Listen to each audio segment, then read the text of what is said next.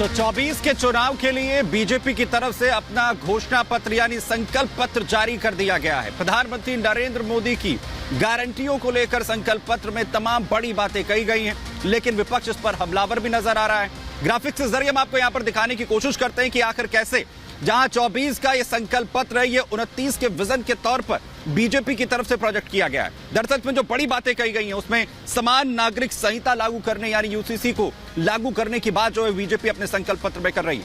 वहीं इसके साथ ही वन नेशन वन इलेक्शन लागू करेंगे, हम इसके लिए प्रतिबद्ध हैं, इस पर जोर एक बार फिर से दिया गया है। वहीं देश में एक मतदाता सूची की भी बात बीजेपी संकल्प पत्र के जरिए कर रही है और साथ ही भ्रष्टाचार के खिलाफ ठोस कदम जो है हम लगातार उठाएंगे और इस पर और कड़े एक्शन जो है वो होंगे। इसके अलावा जो बड़ी बात इसमें है वो पेपर लीक रोकने पर भी सख्त कानून की बात बीजेपी कर रही है।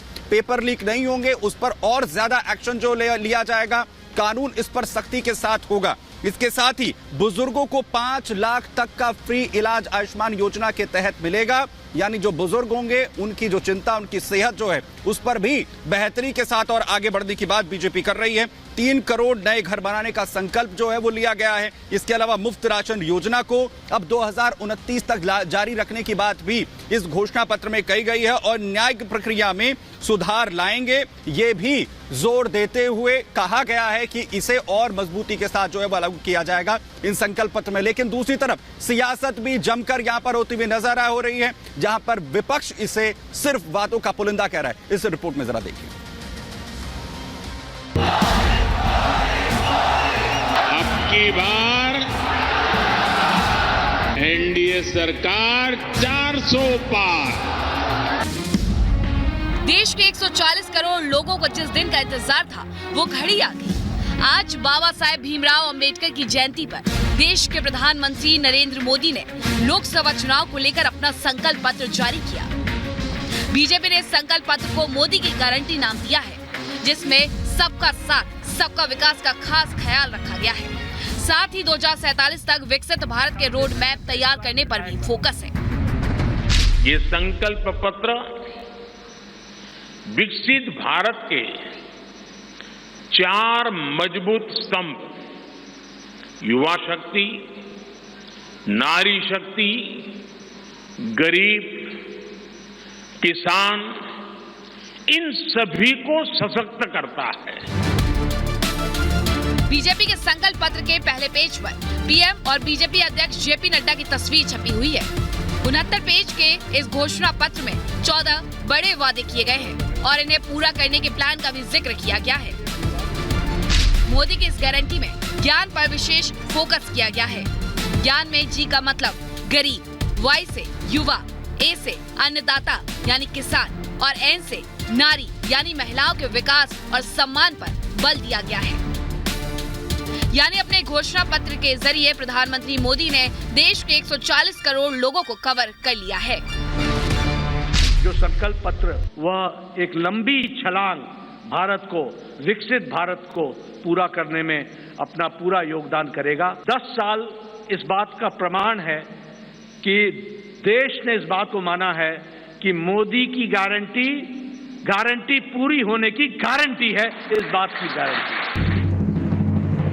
मोदी के संकल्प पत्र को तैयार करने के लिए देश भर में अभियान चलाकर लोगों की राय ली गई है। देश के 100 से ज्यादा शहरों में व्यवसायिक, व्यापारिक एवं बुद्धिजीवी संगठनों से भी सुझाव लिए। प्रधानमंत्री मोदी ने भी नमो ऐप के जरिए लोगों से सुझाव लिए और इसके बाद देश हित में संकल्प पत्र को तैयार किया गया। बीजेपी का कहना है कि हम जो वादे करते हैं उसे हर हाल में पूरा करते हैं।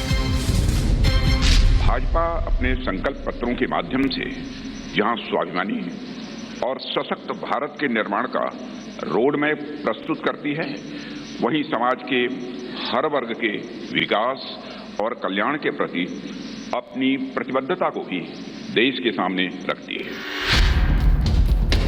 प्रधानमंत्री मोदी की गारंटी पर विपक्षी दलों ने सवाल उठाया है। विपक्षी दलों का आरोप है कि इस मैनिफेस्टो में महंगाई पर लगाम और रोजगार की कोई चर्चा नहीं की गई है, जिससे साफ है कि बीजेपी के लिए महंगाई और बेरोजगारी कोई मुद्दा नहीं है।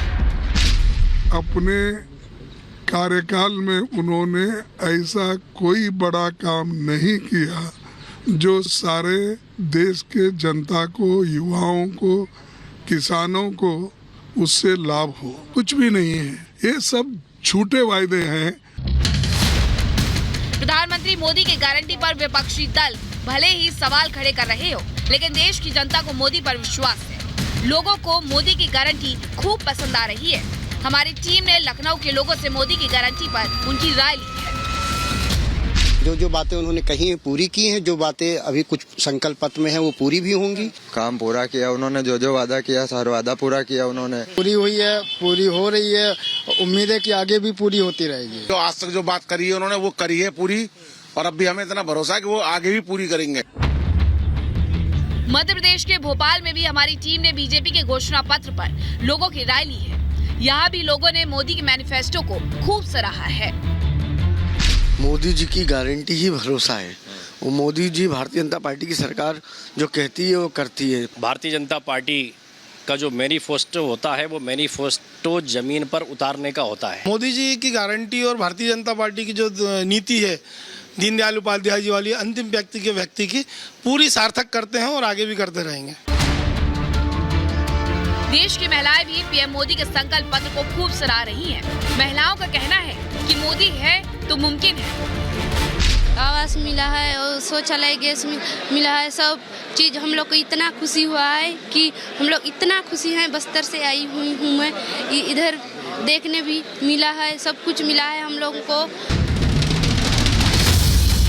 लोकसभा चुनाव से पहले इंडी गठबंधन के दलों ने अपना अलग अलग घोषणा पत्र जारी कर कई लोक लुभावन वादे किए हैं।